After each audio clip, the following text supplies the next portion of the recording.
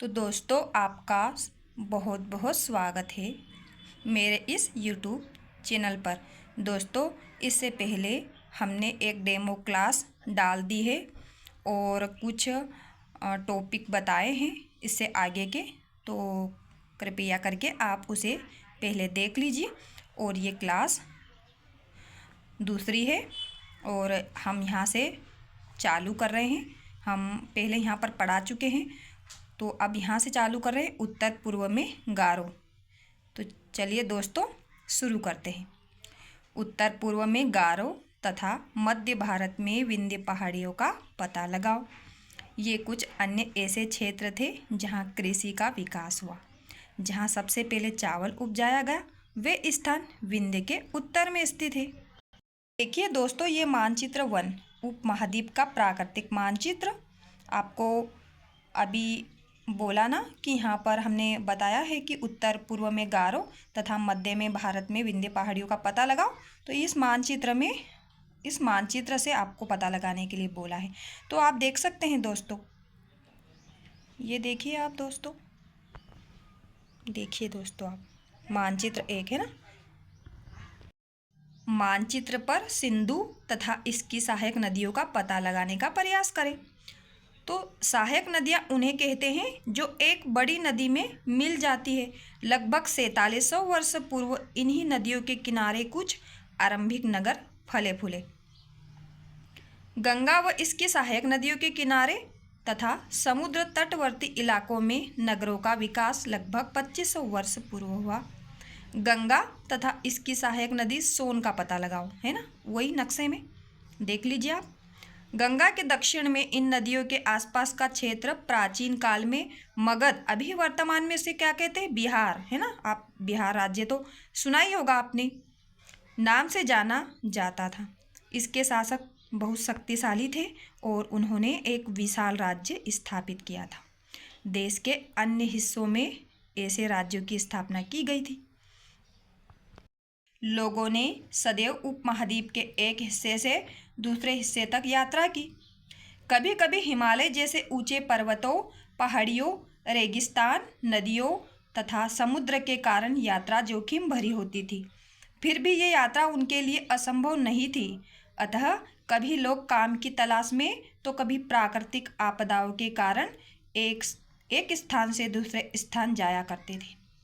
कभी कभी सेनाएं दूसरे क्षेत्रों पर विजय हासिल करने के लिए जाती थी। इसके अतिरिक्त व्यापारी कभी काफिले में तो कभी जहाज़ों में अपने साथ मूल्यवान वस्तुएं लेकर एक स्थान से दूसरे स्थान जाते थे। धार्मिक गुरु लोगों को शिक्षा और सलाह देते हुए एक गांव से दूसरे गांव तथा एक कस्बे से दूसरे कस्बे जाया करते थे। कुछ लोग नए और रोचक स्थानों को खोजने की चाह में उत्सुकतावश भी यात्रा किया करते थे। इन सभी यात्राओं में लोगों को एक दूसरों के विचारों को जानने का अवसर मिला। अब देखते हैं दोस्तों, आज लोग यात्राएं क्यों करते हैं। आपके मन में क्वेश्चन नहीं आता क्या कि आज लोग यात्राएं क्यों करते हैं? एक बार फिर से मानचित्र 1 को देखो, ये देखो, देख लिया दोस्तों। अब हम वापस इस टॉपिक पर आते हैं। तो पहाड़ियाँ, पर्वत और समुद्र इस उपमहाद्वीप की प्राकृतिक सीमा का निर्माण करते हैं। हालांकि क्या होता है कि लोगों के लिए इन सीमाओं को पार करना आसान नहीं था। जिन्होंने ऐसा चाहा वे ऐसा कर सके। वे पर्वतों की ऊंचाई को छू सके तथा गहरे समुद्रों को पार कर सके। उपमहाद्वीप के बाहर से भी कुछ लोग यहाँ आए और यहीं बस गए। लोगों के इस आवागमन ने हमारी सांस्कृतिक परंपराओं को समृद्ध किया। कई सौ वर्षों से लोग पत्थर को तराशने, संगीत रचने और यहाँ तक कि भोजन बनाने के नए तरीकों के बारे में एक दूसरे के विचारों को अपनाते रहे। देश के नाम, तो अपने देश के लिए हम प्राय इंडिया तथा भारत जैसे नाम का प्रयोग करते हैं। इंडिया शब्द इंडस से निकला है, जिसे संस्कृत में क्या कहते हैं, सिंधु कहा जाता है।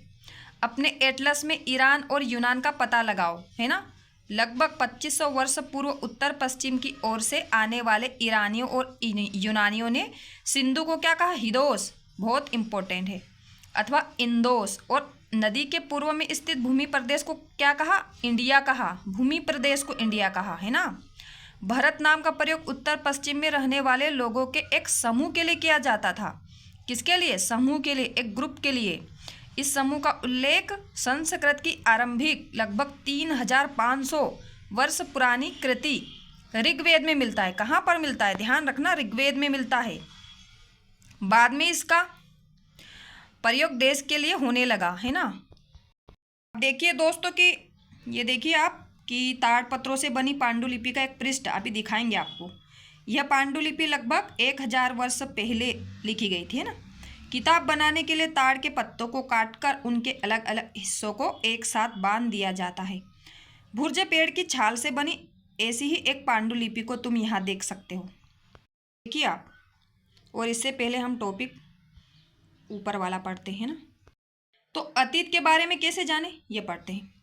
अतीत की जानकारी हम कई तरह से प्राप्त कर सकते हैं ना। इनमें से एक तरीका अतीत में लिखी गई पुस्तकों को ढूंढना और पढ़ना है।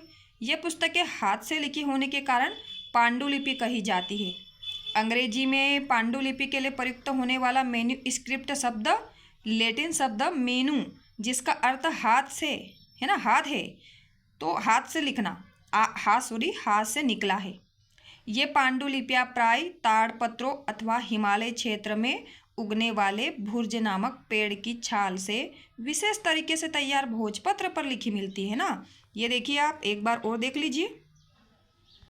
इतने वर्षों में इनमें से कई पांडुलिपियों को कीड़ों ने खा लिया। अब दोस्तों इतने वर्ष हो गए हैं तो कीड़े तो खा लिए होंगे ना, तथा कुछ नष्ट कर दी गई। फिर भी ऐसी कई पांडुलिपियाँ आज भी उपलब्ध है दोस्तों, है ना, तभी तो हम पता लगा पाते हैं। प्राय ये पांडुलिपियाँ मंदिरों और विहारों में प्राप्त होती है। कहाँ पर? मंदिरों और विहारों में। इन पुस्तकों में धार्मिक मान्यताओं व व्यवहारों, राजा के जीवन, औषधियों तथा विज्ञान आदि सभी प्रकार के विषयों की चर्चा मिलती है। इसके अतिरिक्त हमारे यहाँ महाकाव्य, कविताएं तथा नाटक भी है, पता है आपको। इनमें से कई संस्कृत में लिखे हुए मिलते हैं, जबकि अन्य क्या प्राकृतिक और तमिल लैंग्वेज में है। प्राकृतिक भाषा का जो प्राकृतिक भाषा है ना, लैंग्वेज, उसका प्रयोग आम लोग करते थे। जैसे अभी हम हिंदी बोलते हैं ना, वैसे वो प्राकृतिक बोलते थे आम भाषा में। हम अभिलेखों का अध्ययन कर सकते हैं। ऐसे लेख पत्थर अथवा धातु जैसी अपेक्षाकृत कठोर सतहों पर उत्कीर्ण किए गए मिलते हैं।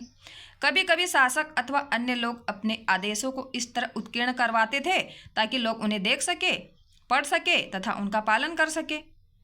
कुछ अन्य प्रकार के अभिलेख भी मिलते हैं जिनमें राजाओं तथा रानियों सहित अन्य स्त्री पुरुषों ने भी अपने कार्यों के विवरण उत्कीर्ण करवाए हैं। एग्जाम्पल के लिए देखते हैं, शासक लड़ाइयों में अर्जित विजयों का लेखा जोखा रखा करते थे, है ना। ये देख सकते हैं दोस्तों आप, है ना।